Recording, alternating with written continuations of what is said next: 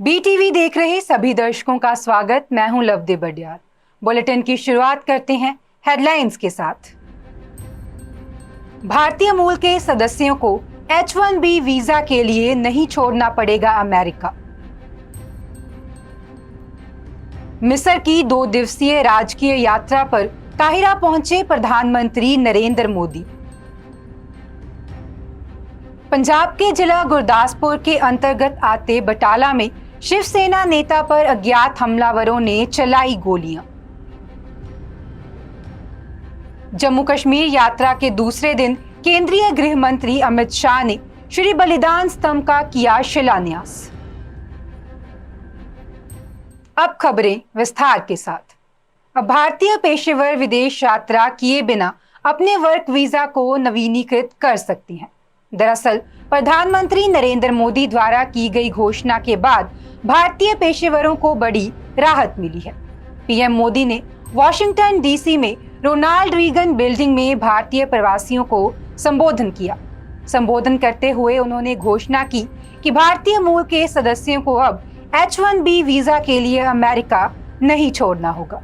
उन्होंने कहा कि अब ये निर्णय लिया गया है कि H1B वीजा नवीनीकरण अमेरिका में ही किया जा सकता है। नए वीजा नियमों से भारतीयों के लिए अमेरिका में रहना और काम करना आसान हो जाएगा। संयुक्त राज्य अमेरिका के अधिकारियों ने घोषणा की कि वे लोगों की पहल के हिस्से के रूप में देश में नवीनकीय H1B वीजा पेश करेंगे। इससे H1B वीजा पर अमेरिका में काम करने वाले कई भारतीयों के लिए H1B वीजा नवीनीकरण की प्रक्रिया आसान हो जाएगी। बता दें कि प्रधानमंत्री नरेंद्र मोदी ने घोषणा के साथ ये भी कहा कि हम साथ मिलकर सिर्फ नीतियों और समझौते ही नहीं बना रहे, बल्कि हम जीवन, सपनों और नियति को भी आकार दे रहे हैं। प्रधानमंत्री नरेंद्र मोदी मिस्र की 2 दिवसीय राजकीय यात्रा पर काहिरा पहुंचे। मिस्र के पीएम मुस्तफा मैडबॉली ने हवाई अड्डे पर पीएम मोदी का स्वागत किया। इस दौरान पीएम को गार्ड ऑफ ऑनर दिया गया। बता दें कि पीएम मोदी 2 दिवसीय राजकीय यात्रा पर मिस्र के प्रधानमंत्री के साथ गोलमेज बैठक करेंगे और राष्ट्रपति अल-सीसी से भी मुलाकात करेंगे। आपको बता दें कि इस यात्रा के दौरान पीएम मोदी राजधानी काहिरा में 11वीं सदी की अल हकीम मस्जिद का दौरा करेंगे। उल्लेखनीय है कि इस ऐतिहासिक मस्जिद का नाम 16वीं फातिमिद खलीफा अल हकीम उमर अल्लाह के नाम पर है। मस्जिद का निर्माण मूल रूप से अल हकीम उमर अल्लाह के पिता खलीफा अल अजीज बिल्लाह ने 10वीं शताब्दी के अंत में कराया था। बाद में 1013 में अल हकीम ने इसके निर्णय कार्य को पूरा किया था। बता दें कि पीएम मोदी होलियोपोल शहीद स्मारक भी जाएंगे, जहां वह प्रथम विश्व युद्ध में शहीद हुए भारतीय सैनिकों को श्रद्धांजलि देंगे। पीएम मोदी मिस्र के राष्ट्रपति अल-सीसी से मुलाकात से पहले वहां के मंत्रियों के एक समूह के इंडिया यूनिट के साथ भी बातचीत करेंगे। मणिपुर में शनिवार को राज्य सरकार के मंत्री एल सुसिंद्रो के घर पर भीड़ ने हमला बोल दिया। उनके निजी गोदाम और वहां खड़ी 2 गाड़ियों को आग लगा दी गई। बता दें कि सुरक्षा बलों ने मौके पर पहुंचकर आग पर काबू पाया और मंत्री के घर में घुसने की कोशिश कर रही भीड़ को भगाया। आपको बता दें कि Susindro consumer and food affairs और पब्लिक हेल्थ इंजीनियरिंग डिपार्टमेंट के मंत्री हैं और वह मैतेई समुदाय से आते हैं। रिपोर्ट्स के मुताबिक गोदाम में पब्लिक हेल्थ इंजीनियरिंग डिपार्टमेंट के करोड़ों रुपए के पाइप रखे हुए थे, जो आगजनी में पूरी तरह जलकर खाक हो गए। उधर मणिपुर में 52 दिनों से जारी हिंसा को लेकर आज दिल्ली में ऑल पार्टी मीटिंग हुई। ये मीटिंग 3 घंटे तक चली। संसद भवन में हुई इस मीटिंग में केंद्रीय गृह मंत्री अमित शाह, भाजपा अध्यक्ष जेपी नड्डा, केंद्रीय गृह मंत्री नित्यानंद राय और संसदीय कार्य मंत्री प्रहलाद जोशी शामिल हुए। बता दें कि सर्वदलीय बैठक में कांग्रेस, तृणमूल कांग्रेस और वाम दलों सहित विभिन्न राजनीतिक दलों के नेताओं ने भी भाग लिया।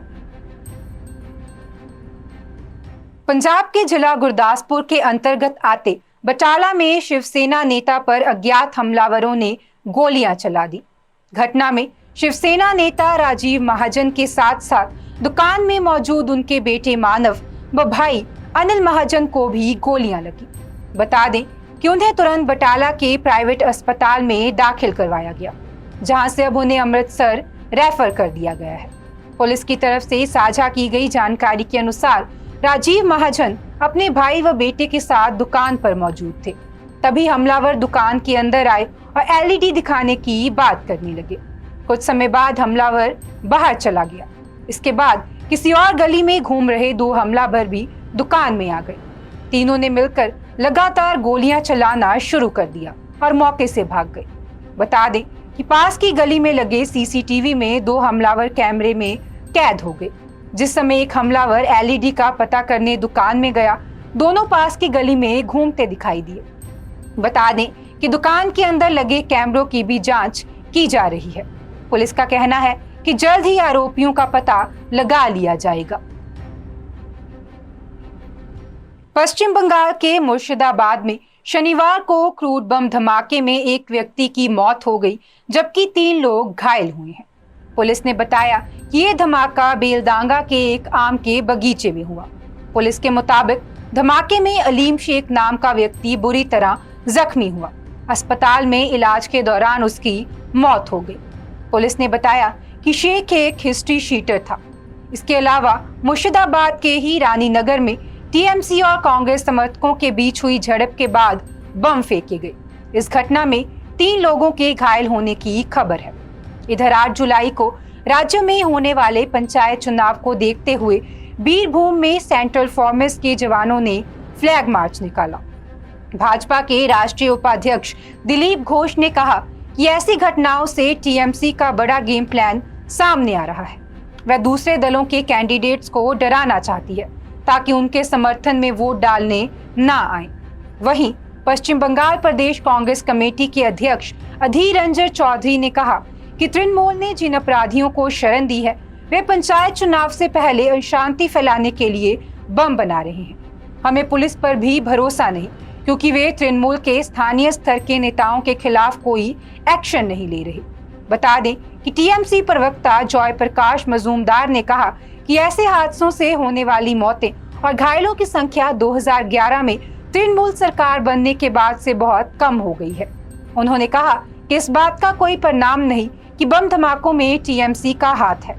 उन्होंने दावा किया कि विपक्ष खुद अपराधियों से बम बनवा रहा है और राज्य की छवि खराब करने के लिए हमारे खिलाफ झूठे आरोप लगा रहा है।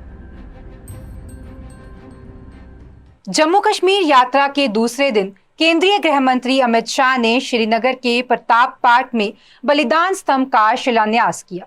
शहर के ऐतिहासिक लाल चौक में पास प्रताप पार्क में यह स्तंभ बनाया जा रहा है। सूत्रों के मुताबिक शाह ने वरिष्ठ राजनेताओं से भी मुलाकात की। अपने 2 दिवसीय यात्रा पूरी करने में वे दोपहर को दिल्ली लौट आए। यहाँ मणिपुर हिंसा को लेकर आज उन्होंने ऑल पार्टी मीटिंग बुलाई है। अपनी यात्रा के पहले दिन शुक्रवार को शाह ने सांबा जिले में सेंट्रल फोरेंसिक साइंस लैबोरेटरी समेत कई विकास परियोजनाओं की नींव रखी। उन्होंने जरूरतमंद लोगों को गोल्डन हेल्थ कार्ड भी सौंपा। उन्होंने राजौरी हमले के विक्टिम से भी मुलाकात की। इसके अलावा श्रीनगर में संस्कृति मंत्रालय की तरफ से आयोजित किए गए वितास्ता महोत्सव में शिरकत की और लोगों को संबोधित किया। केंद्र की मोदी सरकार को सत्ता से बाहर कैसे किया जाए, इसकी रणनीति पहाड़ों की रानी शिमला में बनेगी। बिहार के पटना में शुक्रवार को संपन्न विपक्षी दलों की मीटिंग में इसका ऐलान अखिल भारतीय कांग्रेस कमेटी के राष्ट्रीय अध्यक्ष मल्लिकार्जुन खड़गे ने किया। माना जा रहा है कि ये मीटिंग 10 से 12 जुलाई के बीच होगी। इसमें अगले साल होने वाले लोकसभा चुनाव को लेकर विपक्षी दल चर्चा करेंगे। बता दें कि इससे पहले भी शिमला में मंथन हुआ था और यूपीए की सरकार बनी थी। शिमला में होने वाले इस महामंथन में मोदी सरकार को घेरने का रोड मैप बनाया जाएगा। खड़गे ने कहा कि हर राज्य के लिए अलग अलग तरह की स्ट्रेटेजी बनाकर चलना होगा। हमें एक होकर 2024 की लड़ाई लड़नी होगी। इसमें हम जरूर कामयाब होंगे। वहीं प्रदेश कांग्रेस के संगठन महासचिव रजनीश किमटा ने कहा कि सभी विपक्षी दलों की शिमला में बैठक के फैसले का हिमाचल कांग्रेस स्वागत करती है। इससे प्रदेश कांग्रेस को और मजबूती मिलेगी। विपक्षी दलों की शिमला में बैठक होना गौरव की बात है।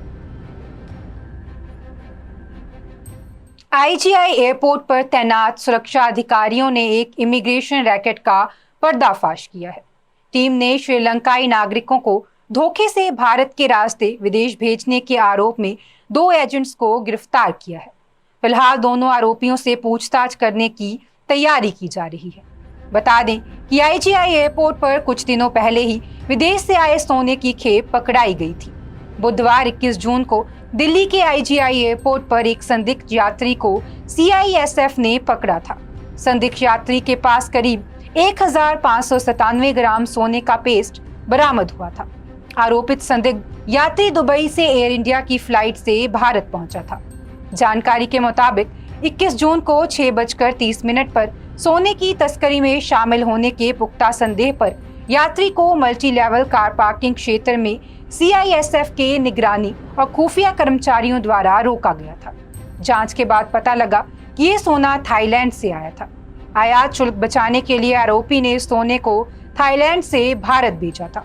हैरानी की बात यह है कि इससे पहले खाड़ी देशों से ही तस्करी के लिए सोना आता था, लेकिन अब थाईलैंड से भी तस्करी के लिए सोना आ रहा है।